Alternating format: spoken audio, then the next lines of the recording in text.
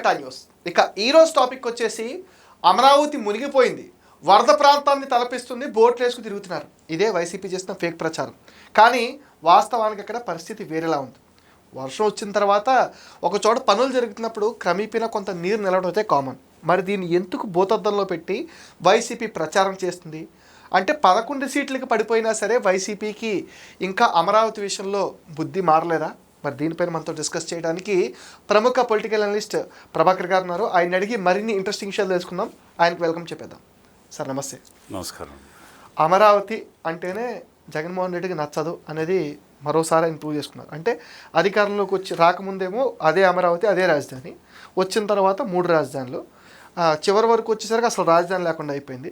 ఇప్పుడు మళ్ళీ చంద్రబాబు పూనుకొని మేఘాల మీద పనులు పరిగెత్తించి ఒక ఏపీకి ఒక రూపం తీసుకురావాలి, ఒక రాజధాని ఇవ్వాలని కృషి చేస్తుంటే ఇప్పుడు అక్కడ వరదలు వచ్చేసినాయి, మునిగిపోతుంది, బోట్లు వేసుకు తిరగాలి, అసలు అది అమరావతినా, అన్నీ కుంగిపోతున్నాయి. ఏంటి ప్రచారాన్ని ఎలా చూడాలంటారు? అసలు వాళ్ళకి బాబు గారు అన్ని విధాల అభివృద్ధి కారకమైన, సమంజసమైన, ప్రజలకి మెచ్చే విధంగా కార్యక్రమాలు చేపడుతున్నారు.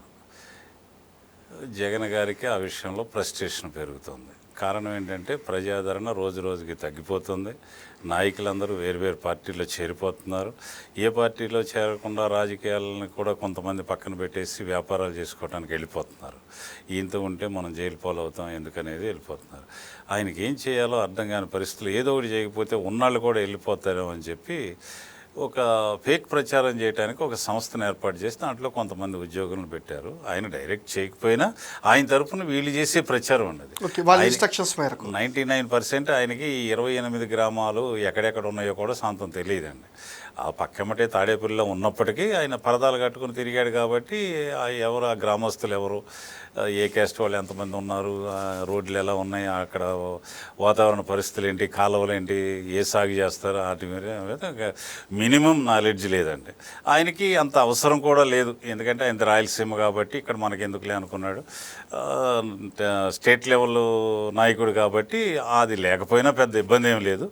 పైగా మీరు అన్నట్లుగానే, మీరు అడిగినట్లుగా అమరావతి అంటే ఆయనకి ఇష్టం లేదు కాబట్టి దాని నుంచి తెలుసుకోవాల్సింది కూడా ఏముంది. ప్రచారం చేయడానికి ఎలాగో సంస్థను పెట్టాడు, వాళ్ళు ఎలాగో ఉండలేని కలిపి చెబుతారు. ఏది నిజం ఏదో అబద్ధం ఆయనకు అనవసరం. ఆయన దగ్గరికి వెళ్ళవు కూడా. చేశారు, బాగా చేస్తున్నారంటే భలే చేస్తున్నారు. భలే చేయటం ఏంటంటే ఫేక్ ప్రచారం బాగా చేస్తున్నామని అర్థం. దానికి జీతాలు ఇస్తారు. బెంజ్ సర్కిల్లో ఒక పెద్ద ఆఫీస్ కూడా పెట్టారు అప్పట్లో. అది దాంట్లో ఎక్కువ మంది మానేసినప్పటికీ ఇంకా కంటిన్యూ అవుతుంది వేరే చోట. కాబట్టి అలా చెయ్యకపోతే మనం ఆశ్చర్యపోవాలి, కానీ చేసినప్పుడు మనం ఆశ్చర్యపోవక్కర్లేదు. ఇంతకీ వాస్తవ పరిస్థితి ఏంటంటే అక్కడ నేను మొత్తం పరిశీలించాను. కొండవీటి వాగు కాకుండా ఇంకేదో ఒక వాగు ఉంది. ఆ రెండింటిని బాగా ఎడల్ప్ చేసి, లోతు చేసి, కాలువ తవ్వి రిటైనింగ్ వాల్స్ కూడా కడుతున్నారండి. వాటికి మళ్ళీ ఈ రోడ్లకి అవసరమైన కాడ వంతెనలు కూడా వేస్తున్నారు. ఈ నీరంతా ఈ గ్రామాల్లో నీరు అవి లాక్కుని అవి కృష్ణాలోకి పంపించేట్టుగా ఏర్పాటు చేశారు. దానికి మళ్ళీ ఒకవేళ కృష్ణా పొంగి మళ్ళీ వెనక్కి కూడా రాకుండా దానికి తగు జాగ్రత్తతో గేట్లు కూడా ఏర్పాటు చేస్తున్నారు. ఆ గేట్లని ఏర్పాటు చేసే డిజైన్ ఇచ్చింది కూడా నాకు బాగా తెలిసిన కన్నయ్య నాయుడు గారు, ప్రభుత్వ సలహాదారుగా ఉన్నారు. ఆ డిజైన్ కూడా గీసి చూపించారు. నాకు డౌట్ వచ్చింది, ఏమండి మరి ఈ అంటే అటు వెళ్తే అది బాగా పొంగినప్పుడు ఈ వెళ్ళకపోగా ఈ వెనక్కి వచ్చే అవకాశం ఉందిగా అని అడిగితే చూపించారు. నాకు చాలా ఆశ్చర్యం వేసింది. చాలా బాగుంది. అతి తక్కువ ఖర్చుతో, ఎటువంటి మెషినరీ లేకుండా ఇటు నుంచి అయితే నీళ్ళు వెళ్తాయి, కానీ అటు నుంచి వచ్చేటప్పుడు ఆటోమేటిక్గా మూసిపోతాయండి. అప్పుడు మరి ఈ నీళ్ళు ఎలాగ వెళ్తాయి అని కూడా అడిగా. మోటార్ల ద్వారా ఎత్తి పెట్టుకొస్తారండి. దానికి తగిన ఏర్పాట్లన్నీ చేసి ఉన్నారు. సరే, వీటన్నిటిని పక్కన పెట్టేస్తే ఆ వాగులు నడిచే తీరులో ఈ పని జరుగుతున్న క్రమంలో ఒక గ్రామంలో పొలాల్లో నీళ్లు కనపడ్డాయండి. అమరావతి ప్రాంతంలో అమరావతికి సంబంధం లేదు, ఏదో శివారు గ్రామాల్లో, అది కూడా పొలాల్లో. ఇప్పుడు మీకు ఒకటే లెక్కండి, అమరావతిలో మునిగుంటే ఆ గ్రామ ప్రజలను ఎక్కడ శిబిరంలో పెట్టారు, గవర్నమెంట్ సాయం అందుతోందా? అలాంటివి ఏమన్నంటే ఫోటోలు వేయొచ్చు కదా మీరు. ఏదో నీళ్లు ఉన్న కాడికి వెళ్ళిపోయి ఫోటోలు తీసి ఎక్కడెక్కడ వరదలనో తీసుకొచ్చి దీనికి అటాచ్ చేస్తున్నారు. ఆ గ్రామస్తులందరూ హ్యాపీగా తిరుగుతున్నారు, రోడ్లన్నీ మంచిగా ఉన్నాయి. నేను వెళ్ళి వచ్చాను కాబట్టి అదేం లేదండి, చాలా బాగుంది. ఆ గ్రామస్తులందరిని అడిగాను. వర్క్ చేయడం కోసం కాస్త ఈ పునాదులు అది తీయడానికి గొయ్యలు తీస్తారు, అంట్లో నీళ్లు నిల్చున్నాయి, అది దాన్నే ఫోటోలు తీసి ఐకాన్ టవర్స్ అంటే మామూలుగా ఇప్పుడు సెక్రటేరియట్ అసెంబ్లీ అవి కట్టే కాడ పర్మనెంట్గా కట్టే కాడ ఇప్పుడు ఉన్నాయి కాకుండా పర్మనెంట్ సెటప్ చేసే కాడ దాదాపు ఒక 18-20 అడుగుల్లో తవ్వి దానికి ఒక 5-6 మీటర్లు కాంక్రీట్ వేసారండి. ఇంకా మిగిలిన బ్యాలెన్స్ 10-12 మీటర్లు ఉంటుంది కదండి, దాంట్లో నీళ్ళు నిలిచినాయి, అవన్నీ తోడారు, మళ్ళీ కొద్దిగా వచ్చినాయి. అవి సహజమైన చర్య కదా. అది మరి దాన్ని ఎందుకు అంత పోతాతంలో చూపించాల్సింది? ఇప్పుడు చంద్రబాబు గారి పరిపాలన ఎక్కడా లోపం లేదు, అభివృద్ధిలో ఎక్కడ లోపం జరగటం లేదు.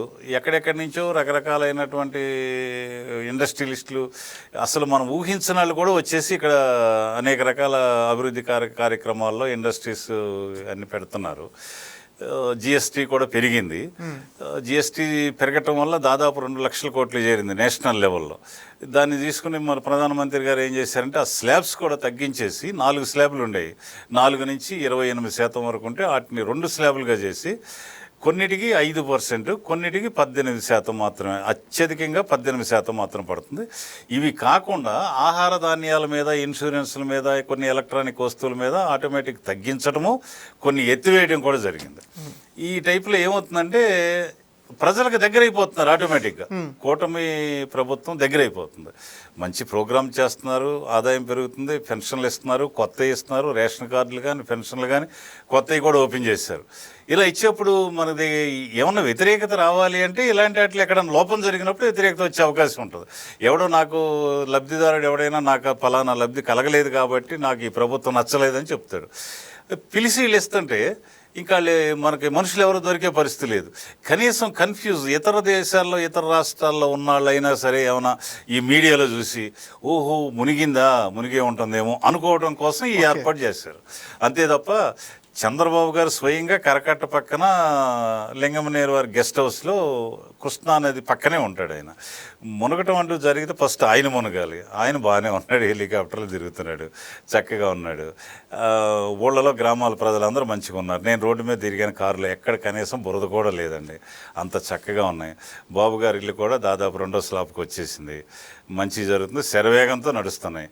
ఆ డక్ట్ సైడు వాటర్ కానీ, కరెంటు వైర్లు కానీ, ఇంకా రకరకాల టెలిఫోన్స్ వైర్లు, నెట్, అవి పైన ఎక్కడ మనకు వైర్లు కనపడవండి. సిటీలు ఇంటర్నేషనల్ స్టాండర్డ్స్లో కడుతున్నారు కాబట్టి దానికి సంబంధించిన అన్నీ చేయటం వల్ల కొంచెం లేట్ అవుతుంది పని. వానాకాలం వల్ల పనులు అంత తొందరగా ముందుకు సాగటం లేదు. నడుస్తున్నాయి, ఆపట్లేదు, వానర్లో కూడా ఆపట్లేదండి, నడుస్తూనే ఉన్నాయి. కానీ ఎంత చేసినా వానాకాలం అంటే కొంచెం అంత స్పీడ్గా ముందుకెళ్ళదు కదా పని, అది కొంచెం స్లోగా నడుస్తుంది. పైగా ఉత్తగా రోడ్ వేయటం అయితే రోజులు వేసేస్తారు, కానీ ఇవన్నీ ఇంటర్నేషనల్ లెవెల్ స్టాండర్డ్స్లో వేయటం వల్ల కొంచెం లేట్ అవుతుంది, అది మాత్రం నిజం. ఏది ఏమైనా సిఆర్డిఏ బిల్డింగ్ రెడీ అయిపోయింది సార్, ఓపెనింగ్కి రెడీగా ఉంది, రంగులు కూడా వేసేసారు, మంచి డేట్ కోసం చూస్తున్నారు, బహుశా ఈ పండుగలుగానే చేసేయచ్చు. కాబట్టి మరి ఆ ఫేక్ ప్రచారం చేసేవారికి అదంతా అబద్ధం, నిజం తెలుసుకోండి, కావాలంటే వెళ్ళి చూసిరండి. పోనీ మీరు ఎవరైనా వస్తానంటే మేము ఆయన బస్సు పెట్టి అయినా తీసుకెళ్తాం, మీరు మీ అనుమానాలు నివృత్తి చేసుకోండి, ఎవరు నమ్మొద్దండి. అంత మంచిగా ఉంది, ఎవరు ఎటువంటి ఇబ్బంది పడతలేదు. భవిష్యత్తులో ఆ నీళ్లు కూడా కనపడకుండా ఉండేట్లుగా అన్ని ఏర్పాట్లు జరిగినాయి. పెద్ద కాలువ తవ్వారు, దానికి అమరావతి 28 గ్రామాల్లో ఉండే నీళ్లు మొత్తం వచ్చినా కూడా ఆ కాలువ పట్టగా ఇంకా గ్యాప్ ఉండేటట్టుగా ఆ కెపాసిటీ ఉండే కాలువలు తవ్వుతున్నారు. అంత లోతుగా ఎడల్పు కూడా చేశారండి. దానికి సంబంధించి ఒక 3 రిజర్వాయర్స్ కూడా నీళ్ళు వచ్చినప్పుడు ఆపేసి ఆ తర్వాత మళ్ళీ అవసరాలకు వాడుకోవడానికి 3 రిజర్వాయర్లు కూడా కడుతున్నారు సిటీ ప్రాంతంలోనే. కాబట్టి వాన వస్తేనేమో నియంత్రించవచ్చు, వరదలు వచ్చినప్పుడు మనకి నీళ్లు కావాల్సినప్పుడు వాటిలో నుంచి వాడుకోవచ్చు. అంత చక్కటి ఏర్పాట్లు జరుగుతున్నాయండి. ఇంజనీరింగ్ ప్లాన్ ప్రక్కాగా ఉంది, అసలు ఎవరు భయపడాల్సింది లేదు, చాలా చక్కగా ఉంది. ఎవరు ఇబ్బంది పడవద్దు, నమ్మొద్దు, కావాలంటే వెళ్ళి చూసిరండి. Thank you sir. ఇది ఇవాళ స్పెషల్ డిస్కషన్. ఈ వీడియో పైన మీ విలువైన ఒపీనియన్ని కామెంట్ సెక్షన్లో మెన్షన్ చేయండి. మీరు ఇచ్చే కామెంట్స్తోనే మరిన్ని ఇంట్రెస్టింగ్ వీడియోస్ మీకు అందిస్తాం. అండ్ మీరేం చేయాలో మీకు తెలుసుగా, ఈ వీడియోస్ని లైక్ చేయండి, షేర్ చేయండి, మెటా న్యూస్ని సపోర్ట్ చేయండి, సబ్స్క్రైబ్ చేయండి.